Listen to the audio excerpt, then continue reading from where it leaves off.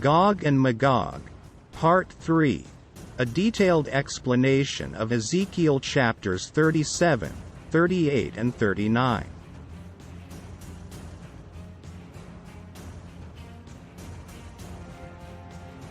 So far from this three-part video series, we have been able to see in chapter 37 of Ezekiel, how Elohim revealed unto prophet Ezekiel the valley of dry bones, and was asked to prophesy life unto them.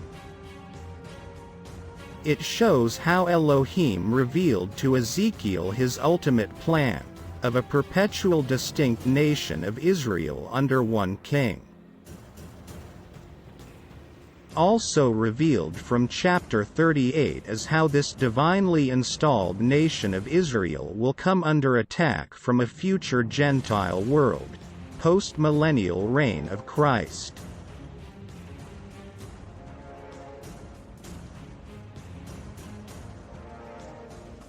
It will be a conglomerate of the old Gentile world. Daniel chapter 7 verse 12.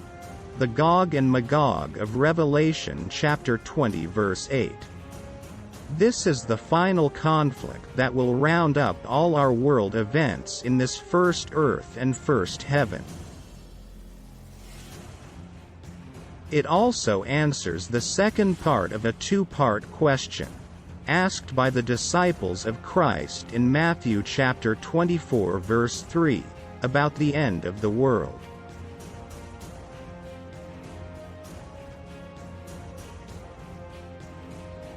Psalm chapter 21 verses 8 to 12 testifies saying, "Thine hand shall find out all thine enemies, thy right hand shall find out those that hate thee.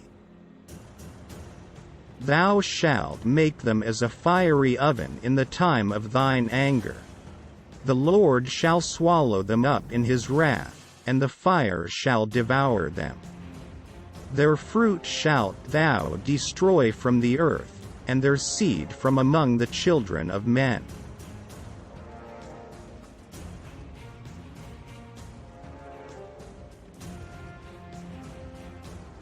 For they intended evil against thee, they imagined a mischievous device, which they are not able to perform.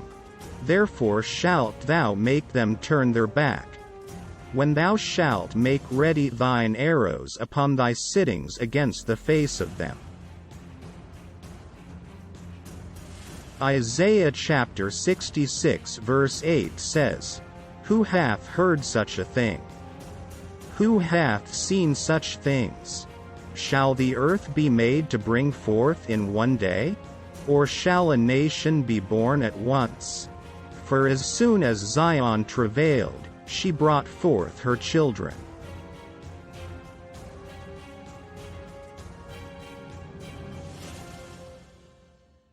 Now, ask yourselves, how does the 1948 creation of Israel differ from the one in Isaiah chapter 66 verse 8 mentioned earlier? On May 14, 1948, David Ben-Gurion, the head of the Jewish Agency, proclaimed the establishment of the State of Israel. U.S. President Harry S. Truman recognized the new nation on the same day. So you are saying they are different? Yes. The latter will be utterly desolate, Isaiah chapter 6 verse 11, before the former is supernaturally created. When Christ returns with the saints, destroys the Antichrist and his army, and sets up a millennial kingdom in one day, a royal nation under King Yahushua.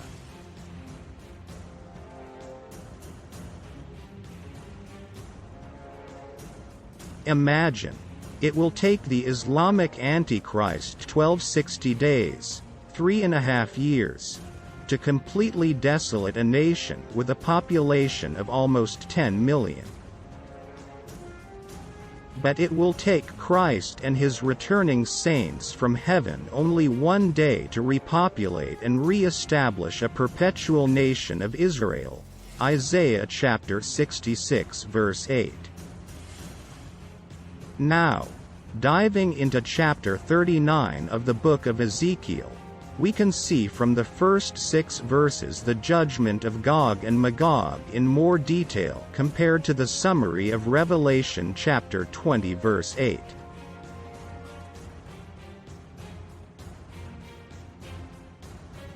The Gentile nations of the world will have 1,000 years to repopulate the other parts of the earth outside of the nation of Israel.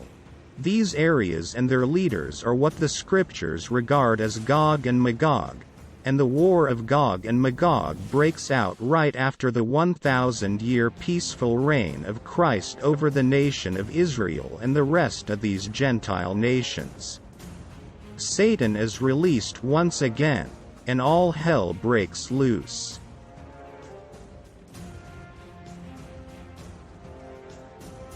Ezekiel chapter 39 says, Elohim will only spare 1/6 of the army of Gog, that will come against the millennial kingdom of Israel, under Christ, and he will destroy the rest. Imagine the fact that it will take 7 years to get rid of their weapons speaks a lot about how enormous in number these perpetrators are going to be.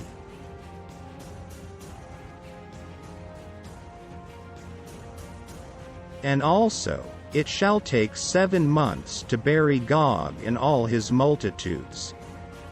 There will be so much dead bodies that in order to cleanse the land completely from these carcasses, they will need to hire continual extra hands, and this does not include what Elohim himself called the Great Sacrifice.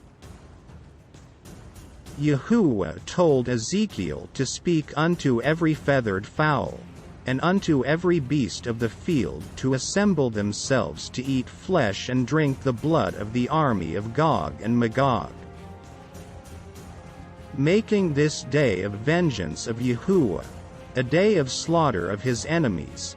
These are the Gentiles that find it hard to fully acknowledge the sovereignty of the Elohim of Israel. But with this horrible event, the remnants of the Gentile world shall know Yahuwah's might, acknowledge his sovereignty and revere his holy name. Jeremiah chapter 16 verses 19 to 21.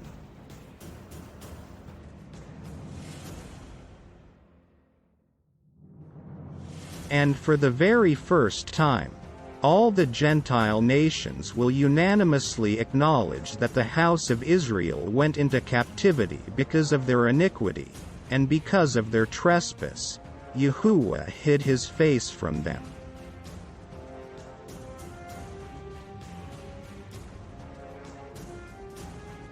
At this time, Yahuwah says he will have mercy on the whole house of Israel, and won't allow his holy name to be profaned again. The last verse from this chapter backs up all the points we have been raising from these video series.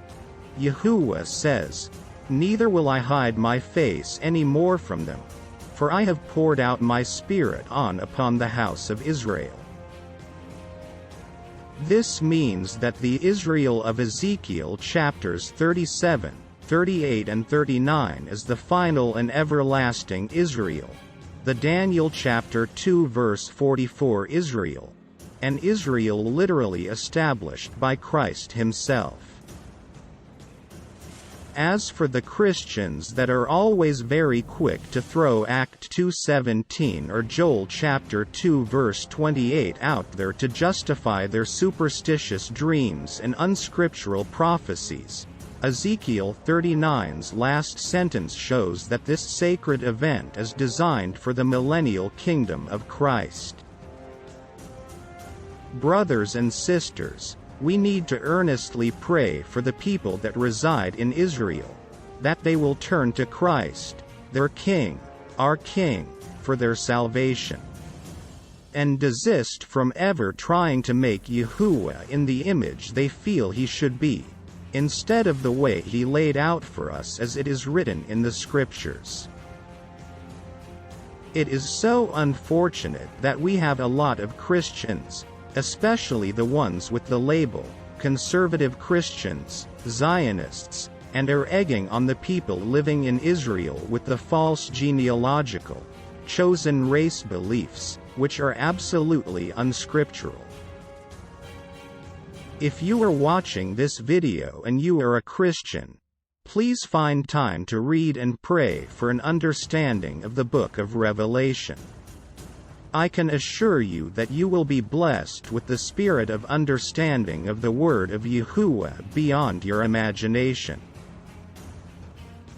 Jeremiah chapter 23 verse 5 says, "Behold, the days come, saith Yahuwah, Lord, that I will raise unto David a righteous branch, and a king shall reign and prosper, and shall execute judgment and justice in the earth."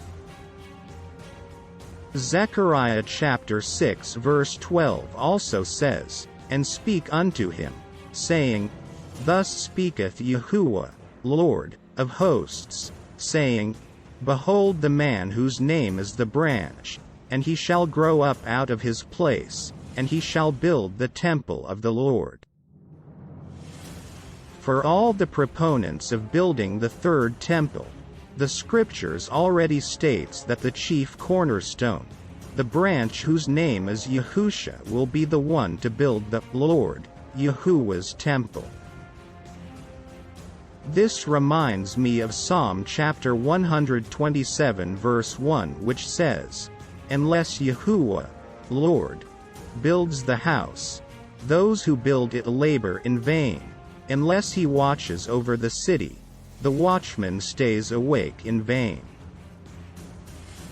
Christ shall build the temple of Yahuwah in Zion, and he shall consolidate the nation of Israel, because he is the consolation of Israel.